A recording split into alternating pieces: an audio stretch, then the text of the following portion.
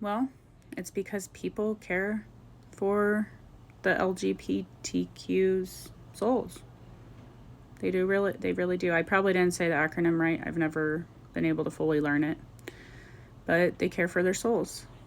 I mean, God says the sexually immoral will not inherit the kingdom of God. We want them to come to heaven. In Jesus' love, we want them to come to heaven. And in reality, anyone and everyone who participates in this is bowing down to a false god. I have another video explaining all of it with Jonathan Cahn. So we have to be careful. Any Christian participating in this, any non-believer participating in this, you're literally bowing down to a false god, and that is highly condemned in the Bible. God tells us to put away all false gods and to obey him and obey his commandments. So therefore, this is not only one of the deadly sins, but it's one that it literally God destroys people over, like Sodom and Gomorrah. So I would suggest you go watch that video and see why people are blowing the holy smoke and opening their Bibles to this. What is the truth behind Pride and Pride Month and the trans movement? Well, they are literally worshiping a false god. Let's listen in. Have we gone mad? What would possess us to do this? This goes to the mystery behind Pride Month. When a nation turns away from God and drives his spirit out of its culture, its house will not stay empty. Other spirits will come in and will possess it and transform it. When I wrote The Return of the Gods, I identified those spirits, ancient spirits that are now at work possessing and transforming America. One is called the Enchantress. In her ancient Mesopotamian inscriptions, it is written that she turns men into women and women into men.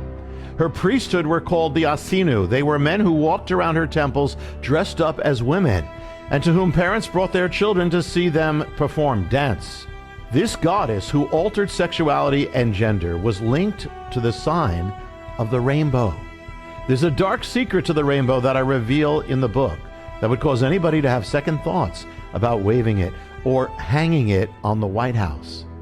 Now, the rainbow does not belong to man or to any movement or to any sin. The rainbow belongs to God. But the goddess was actually known in her writings for stealing that which belonged to other gods. So for the White House or anyone to use the rainbow of God against the will and ways and purposes of God is a most dangerous thing. And do you want to know the mystery of Pride Month? There was one month of the year that the spirit of the goddess especially possessed the culture, the ancient month of Tammuz. In The Return of the Gods, I quote the ancient writer Saint Jerome, identifying the month of these celebrations as the month of, in Latin, Iunium, or in modern English, it was the month of June. And she was known as the goddess of pride, so the month of Pride, Pride Month. And she was the goddess of parades, in which she caused men dressed as women and women as men to parade through the city streets. You see, when you turn away from God, this is what happens. Jesus warned of it. Your house will become repossessed by the spirits that were cast out, and so it has. It's either God or this. For those of you who are into these lifestyles, you are loved by God, and he's calling you back. And because of his love, he speaks, and we must speak the truth and stand against the darkness that would destroy you.